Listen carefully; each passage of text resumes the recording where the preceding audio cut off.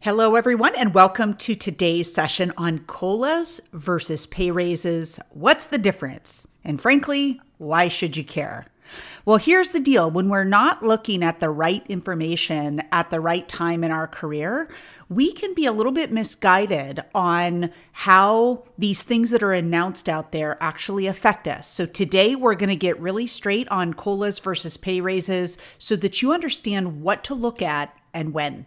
So you guys know me, I'm Chris Kowalik, the founder of ProFeds, the developer of the Fed Impact Retirement Workshop. So with respect to the workshop itself, I am incredibly honored that we have the opportunity to be able to train tens of thousands of employees each year regarding federal retirement, how all of this works, all the details that get kind of jumbled up in there. And being able to do that in a workshop setting really gives people an opportunity to be able to ask their questions and even get some one-on-one help after the workshop to pull all their numbers together. So we'll talk a little bit more about the workshop and how to get registered if you haven't been here a little bit later in today's session.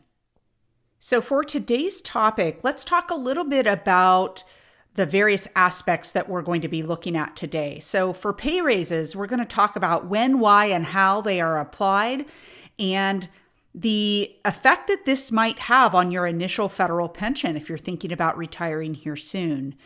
Next are COLAs, so when, why, and how those are applied, and what effect that might have on your federal pension over time. So long time from now, what's that really look like? Next up, we'll talk about projections, what we're expecting for 2026. The pay raises were not quite locked in yet, but COLAs are, and so we'll talk about all of those numbers. And then the distinction, so between our CSRS and our FERS employees, how do COLAs and pay raises get applied for each of you? So in both respects, cost of living adjustments and annual pay raises, we're seeing your pay go up, right? I mean, that's the whole idea that over time it doesn't go down, but sometimes it doesn't go up either. So we need to be prepared for that. So for both COLAs and pay raises, these are the details we're going to be talking about. Who gets it? What's it based on? How much you can expect? When does it get applied? Where do you have to live to be able to get it? And why does it affect you? All right. So we're going to start with annual pay raises. Frankly, because those are the things that happen first with respect to being employed prior to being retired. Okay, so with respect to a pay raise, who gets it? So pay raises are those annual increases that are applied to federal employees who are still working. It's very different than a pay grade or a step increase. And frankly, most of you are pretty familiar with pay raises by now if you've been with the federal government for a while. But I want to make a special note that pay raises have absolutely no effect for retirees. Okay, and so when we hear retirees ask, what's the pay raise going to be for next year? They're asking the wrong question or they're looking for the wrong information because that does not affect them in any way. All right, with respect to pay raises, what is it based on? Well, pay raise levels are not tied to a specific economic index. There are some general guidelines out there, but we don't see any administration following it, regardless which side of the aisle that they may be on. So this is often a very political aspect of the political debates and tons of scrutiny on both sides of the aisle in different years based on the agendas of the administration and what's going on. And again, we're not here to talk politics here, but we do need to recognize that pay raises are highly affected by the political nature of the country that we're in at the time. Okay. All right. Next up, how much can you expect? Well, pay raises, for one, are not guaranteed. I think it's important that we acknowledge and appreciate that it is not something that is automatic by any stretch.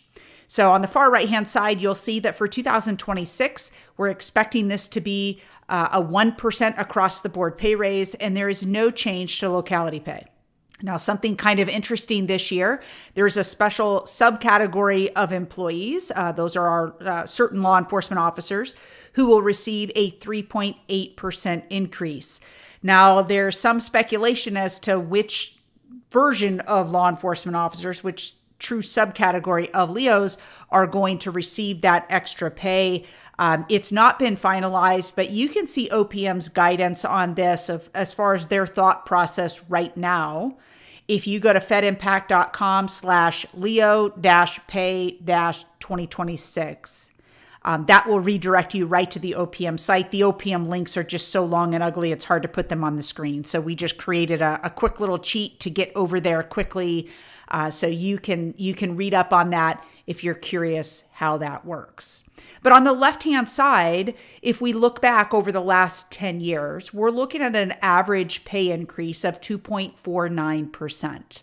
Some years it's quite substantial, other years not so much. Okay, so I think it's worthwhile to acknowledge that sometimes it's quite high and sometimes not at all. Of course, we're not seeing any no pay raises on here, any zeros. But if we were to look back just a little bit further in the timeline, we would certainly see some of those as well. So when do pay raises get applied? So most of the time, pay raises happen in January of a given year. And so in 2026, this happens to be January 11th. That is the pay period in which the new pay rate will kick in. If it turns out that the decision about the pay raise is late, most of the time, this is retroactively paid back to whatever that original date was when it otherwise should have been applied. So January 11th is really the target date. And we want to make sure that we understand that it's not going to happen January 1. All right, so where must you live to get a pay raise? Well, across the board pay raises, so this is the one for everybody, is not specific to your location. And so it doesn't matter where you live, that across the board pay raise of the 1% would come to you.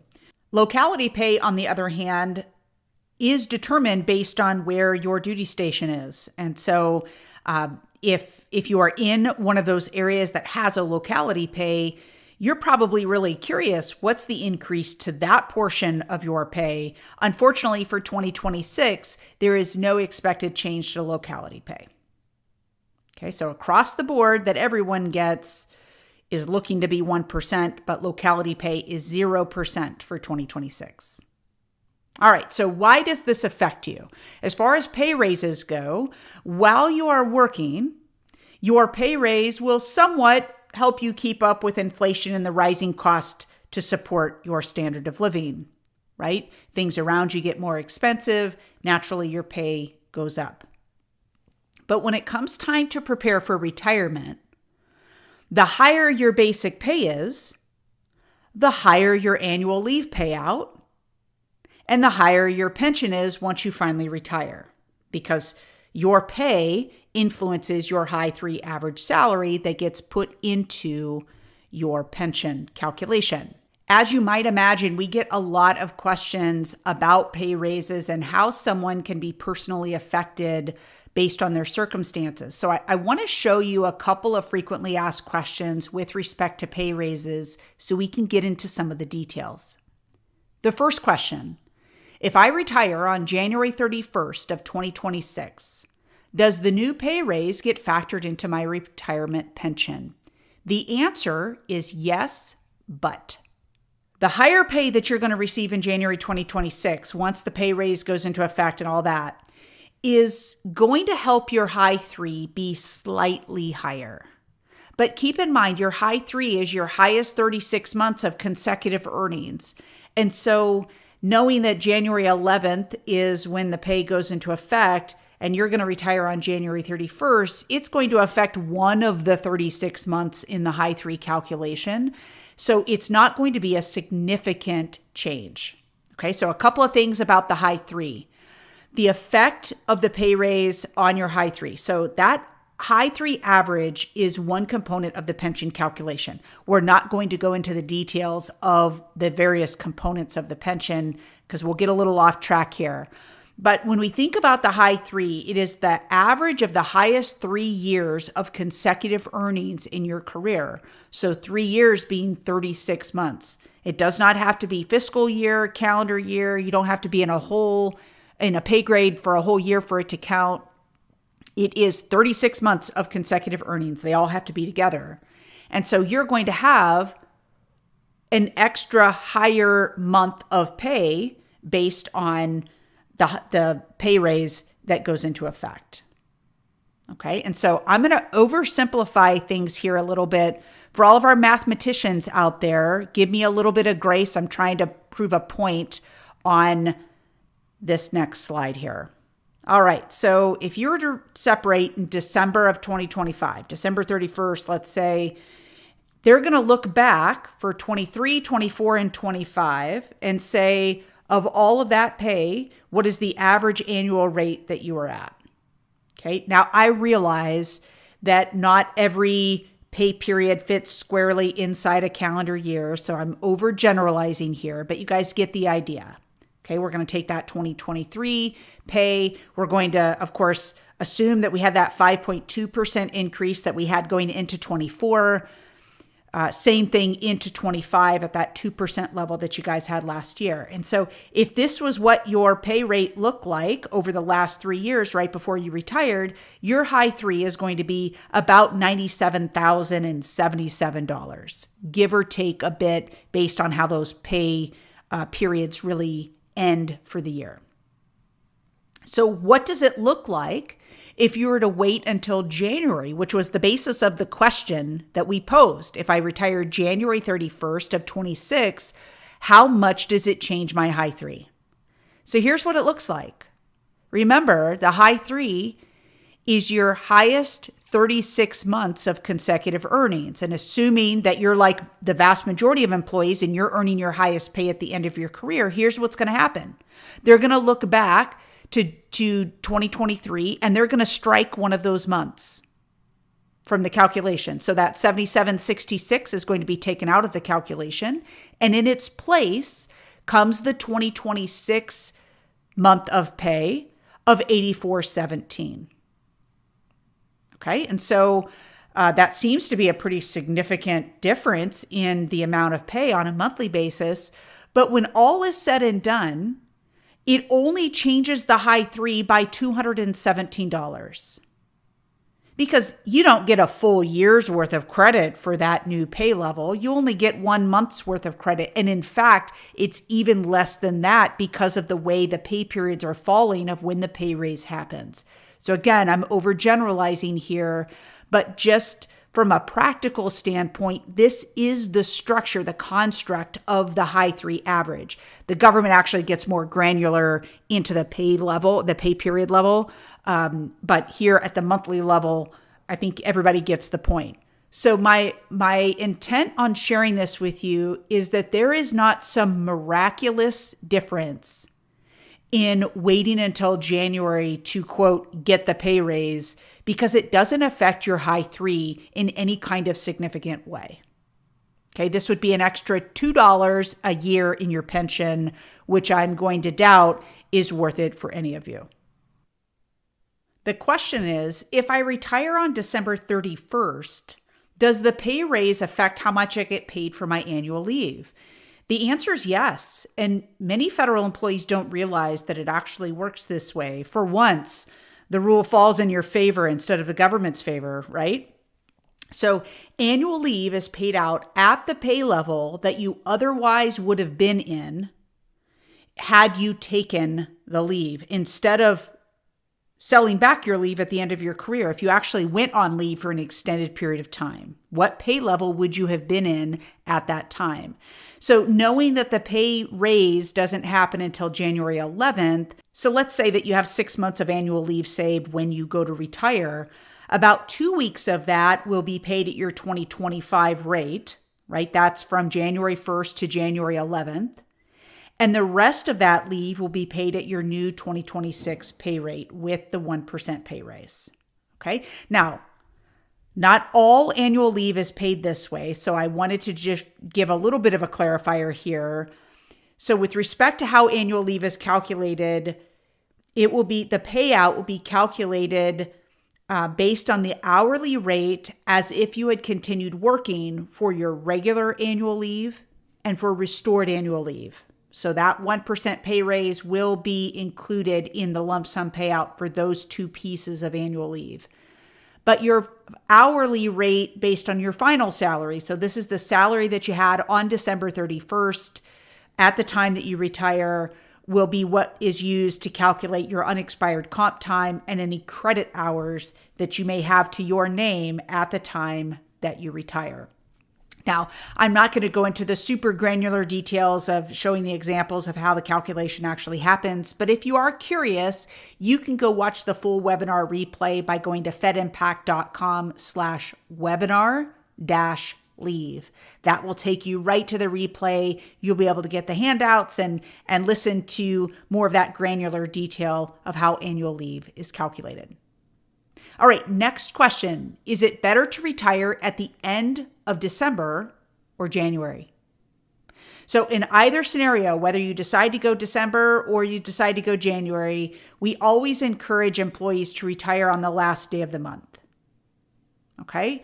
Now for CSRS, they have some special rules that allow them to retire at other parts of the month and be fine. But without going into great detail, last day of the month is the time to be able to go because it means that there's less of a gap or perhaps no gap at all between the time you're paid as an employee and the time you begin being paid as a retiree. But there are tons of factors that go into choosing the quote perfect retirement date. And it's way more than just pay raises and COLAs, if I'm being honest. So choose carefully. Your retirement date is an important one. And I'd rather you focus on, are you financially prepared to have all of your ducks in a row for retirement? And if the answer is yes, there will be a nominal difference typically between December and January. But to see all the details and why I talk about how this illusion of a perfect retirement date is hard for a lot of people to grasp, you can go watch that full webinar replay by going to fedimpact.com/webinar-perfect. So it will take you right over there and you'll be able to see all the little levers that go into choosing that right retirement date for each one of you. It's a very personal decision.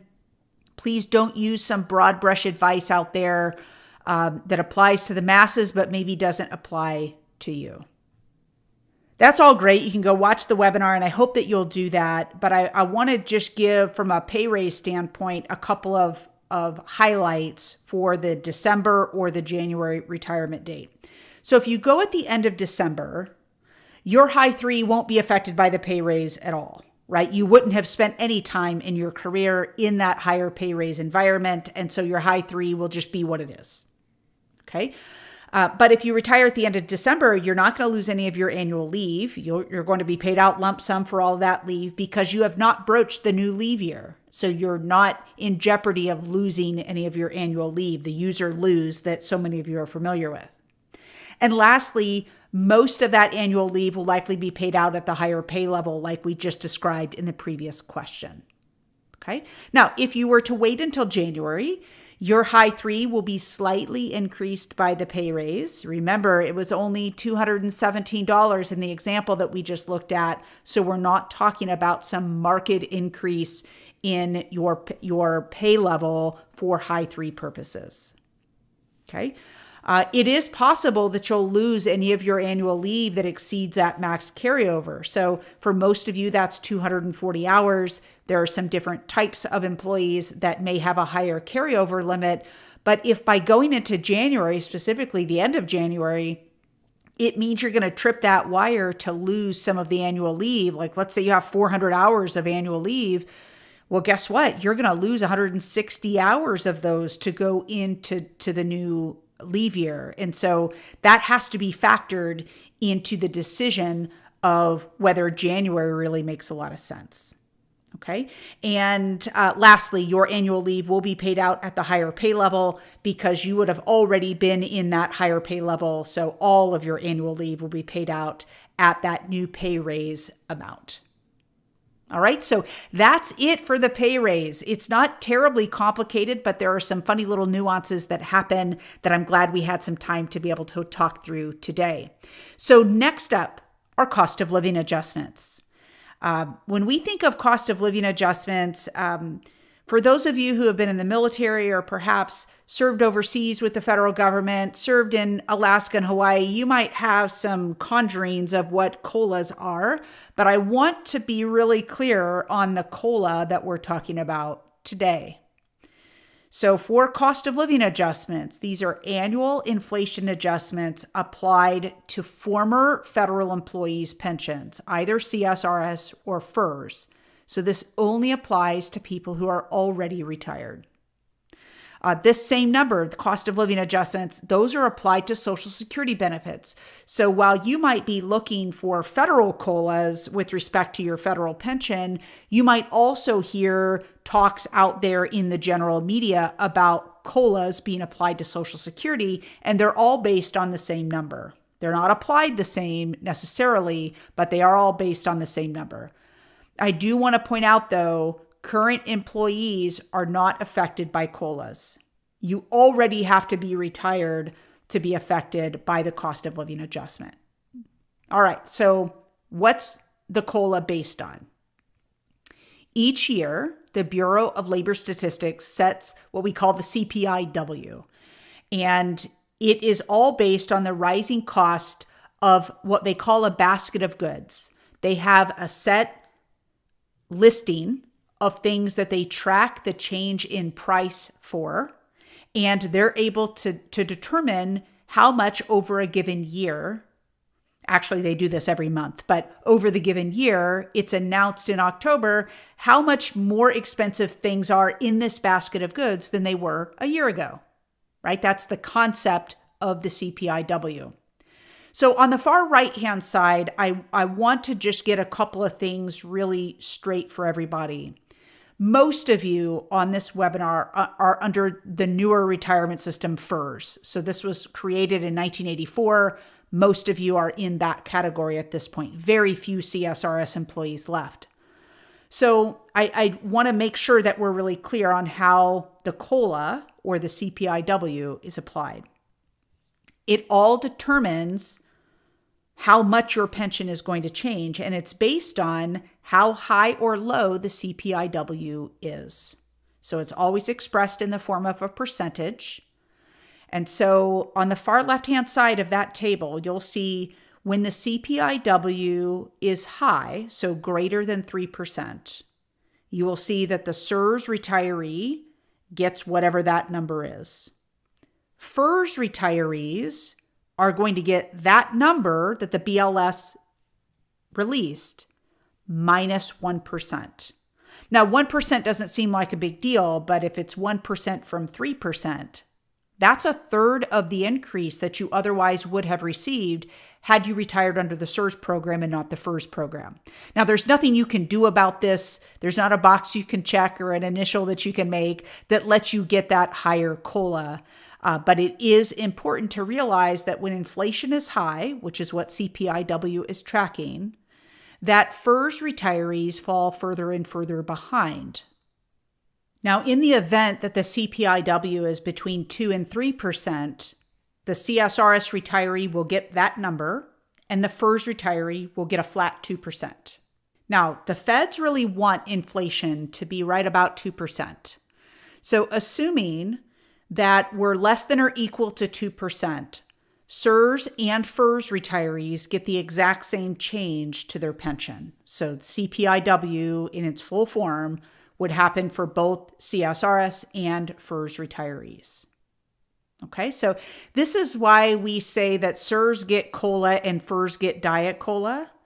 The idea that FERS don't quite keep pace with inflation. In fact, the longer they live in retirement, the further and further they're likely getting behind. But I also want to share with you that this is the very reason why we don't want to celebrate COLAs. It just means everything around us got more expensive. We're not getting ahead when we get a big COLA to a pension. And so I want to make sure that there's a little bit of a filter in your brain from thinking that this is good when we hear high COLA numbers. It only means that last year, in the last year, everything else got more expensive. And so it's gobbling away more and more of our pension. So knowing all of that, how much can you actually expect to receive in a cost of living adjustment for this year? Well, it's important to note that COLAs are not guaranteed. Okay, it's quite possible you are going to receive a cost of living adjustment because of inflation, but it's never a guarantee each year.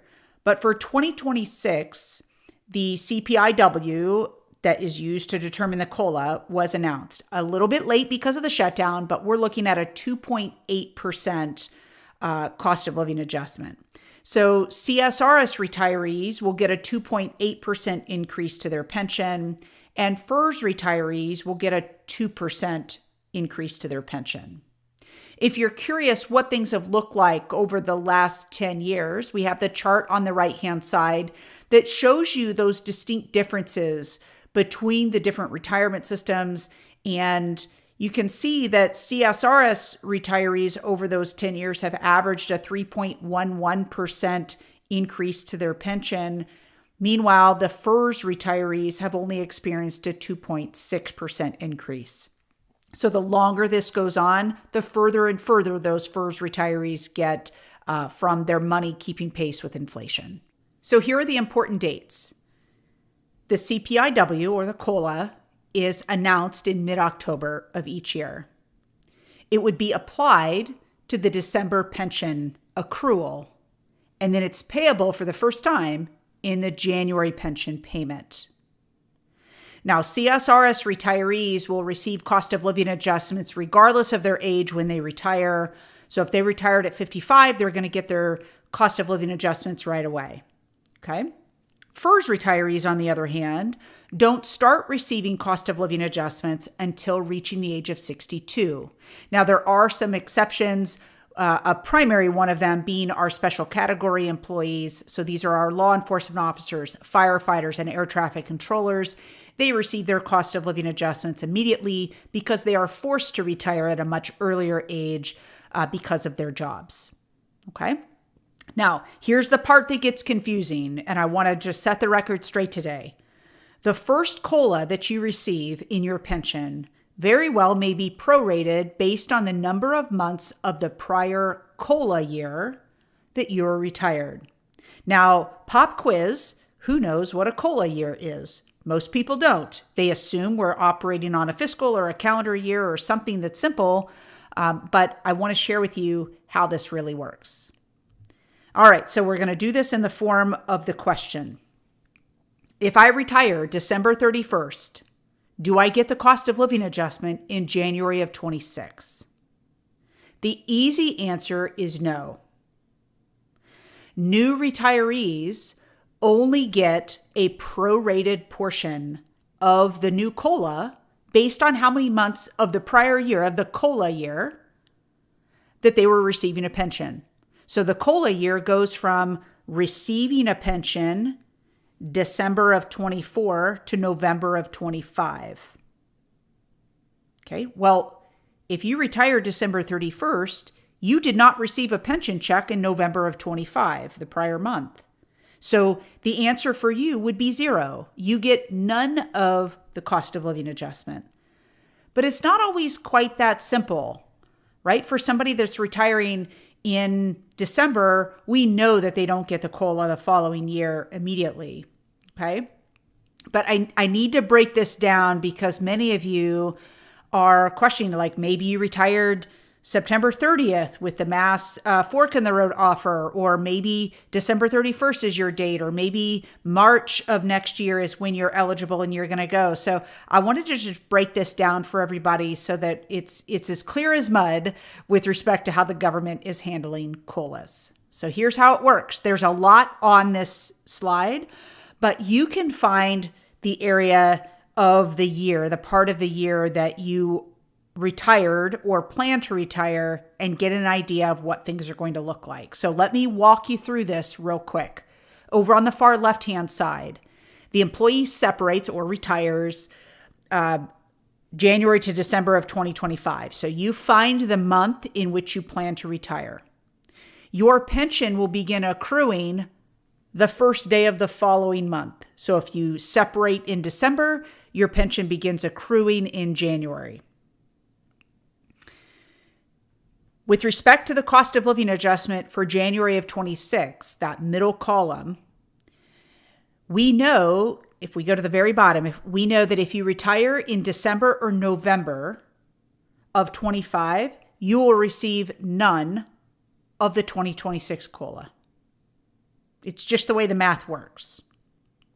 If you retired in October, you would get 1/12 of the COLA, 2/12, 3/12, right? We're going to keep going backwards in 25. So for anyone, especially when we have a high COLA year, which we don't have this year, relatively, but you might think like, oh, now's my time. I better retire in December so I can get that big COLA next year. Nope, that's not how that works. You already had to have been retired in October for your pension to begin accruing in November and be part of the COLA year. But again, you're only going to get 1/12 of the 2026 COLAs. Now, you'll notice as we move to the right for January of 27 and January of 28, those COLAs, the likelihood is that you're going to receive the vast majority of those COLAs in those years, with the minor exception, if you retire December 31st or in December of 25, you're only going to receive 11/12 of the 2027 COLA. Okay, so there's a method to the madness, but it can be really confusing. And so I thought this chart would be helpful to you. I also went ahead and included the chart if you plan to separate or retire in 2026. Many of you are looking ahead to next year, and I wanted you to have a bit of a go-by, same concept here, but a bit of a go-by to know what you can expect to have happen to your pension. All right, so with respect to COLAs, where must you live to get it? I have good news and I have bad news. Okay. Where you live in retirement has no effect on your pension amount. Now, that's not to say that where you live doesn't affect your pension, because it does. It affects the initial calculation of your pension, because your locality pay, or lack thereof, would have been included in your high 3 average, which is put into your pension calculation to determine how much you start with. But once your pension has started, it does not matter where you live, and that can be either good or bad. If you retired from a high cost of living area, right, New York City, Los Angeles, those types of places, your pension would have been based on that higher pay level, and you will receive that for the remainder of your lifetime. But the opposite is true too. If you retired in an area that had little locality pay, right, maybe a rest of the United States schedule or something similar, your pension would have been based on a much lower pay level. And if you end up moving to a higher cost of living area, your pension doesn't go up. So COLAs are applied uniformly regardless of your location. The only difference with COLAs is whether you are a CSRS or a FERS retiree. Okay, but where you physically live in retirement does not affect your retirement pension up or down. So you're going to have your set dollar amount regardless of your location. Okay, so COLAs, why does it affect you? So here's the deal, and I alluded to this a bit ago. COLAs are designed to keep the purchasing power of your pension money, right? And really any kind of money like this, but same thing with Social Security if you think of it kind of at the broader level. If you had a pension that was flat, imagine living 20, 30, 40 years in retirement and that pension money never rising, right? That would be terrible. Well, guess what? That's what private sector pensions do all the time. Very few of them have any cost of living adjustment or inflation protection on it. And what it means is if you didn't have those adjustments to your pension, you're naturally going to rely more heavily on other assets like the thrift savings plan, because you're going to need to pull more money from somewhere because everything around you got more expensive. And your pension, if it didn't keep up with inflation, you're going to have to go dip into other buckets of money to be able to maintain your standard of living. Okay, and so very few private sector pensions remain out there, but for the ones who do, most of them do not have any pension protection. And so it's a great thing, even though COLAs aren't perfect, they don't ever help you get ahead. They keep you tracking with inflation, even if you're trailing a little bit behind, like is the case with our FERS retirees. Okay. All right. So let's take a look at inflation compared to COLAs. I just want to drive this point home. So for the last 20 years, the US inflation has been 2.55%. The goal is 2%. That's what the feds want it to be. Okay, so 2.55% is the inflation level. Our CSRS COLAs are exactly that amount because it's based on the CPI, right? The inflation number. FERS COLAs, or those same 20 years, has been 2.13%. Okay, so let's just do a little math problem here. On the right-hand side, you'll see the table that says the effective inflation on $10,000. If we start in 2006 and we go to 2026. In 2026, if we look at that second column that says adjusted by inflation, that $10,000, if it was adjusted by inflation, which is 2.55% over those 20 years, it would go from being $10,000 to $16,547. That is exactly keeping pace with inflation because it is inflation. The CSRS COLA, if this were a pension, a CSRS pension that starts at $10,000, it would have grown to the same $16,547. For a FERS retiree, though, if that $10,000 was their starting pension in 2006, by the time they get to 2026, we're looking at $15,243. So we're over $1,000 behind inflation. What this means is the amount that originally started as level with inflation, right? Level cost of living, now is further behind. Okay, we're looking about $1,300 behind over those 10 years. And those 20 years. And imagine over the next 20 years what that's going to look like. The gap continues to get wider and wider the longer that a FERS retiree lives in retirement. Again, there is nothing that you can do about this except recognize that you are going to have to rely more heavily on other assets to fill that gap. So that's protecting the amounts in your TSP. If you've moved your TSP to an IRA, same concept. We don't want to blow through money that we ultimately are going to need to maintain our basic standard of living. Okay? All right, so let's do a quick recap. What happens if you retire at the end of October, November, December, January, February? Just kind of give you a little bit of a 5-month swath around the time that we're talking here. Do you get the 2026 pay raise? If you retire October, November, December, no pay raise, right? I don't think that's a surprise to anybody because you're not in the new pay year. But for January and February, yes, you will get the pay raise and it will increase your high 3 ever so slightly. Ever so slightly. Okay? So that shouldn't be the basis for you deciding to wait until January or February. You might end up having some unexpected consequences like, oops, you tripped the leave wire and now you have to give up some of your saved annual leave, right? For no good reason.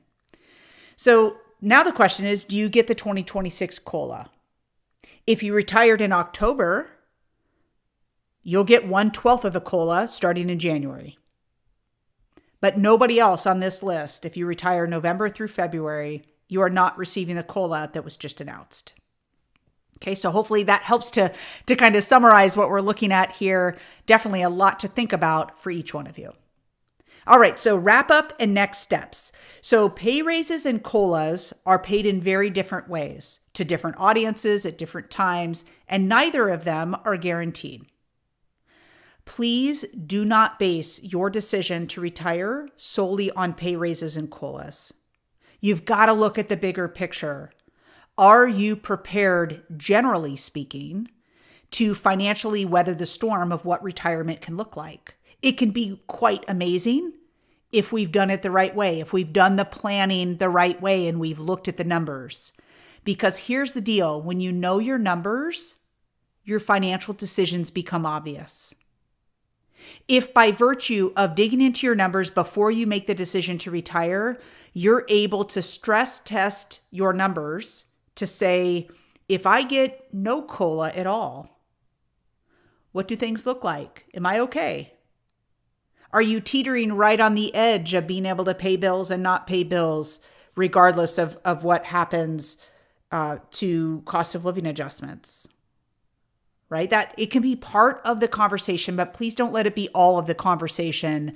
You deserve to know your numbers inside and out, and we have a way to help you to do that. So our retirement workshop is our very best way to help you as federal workers retire with confidence.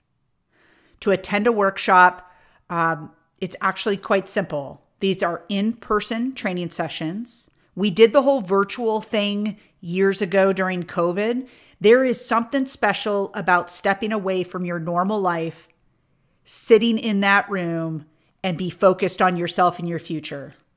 Get away with all the distractions, like no meetings, no bosses popping in and bothering you. Like, take the day and be there. There is no cost to attend.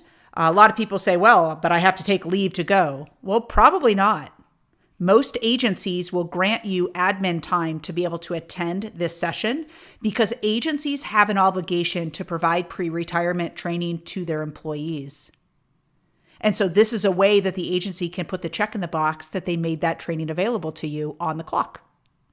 Okay, so there's no out-of-pocket costs, and there's likely no leave cost either with respect to you taking a day that otherwise you'd like to be goofing off.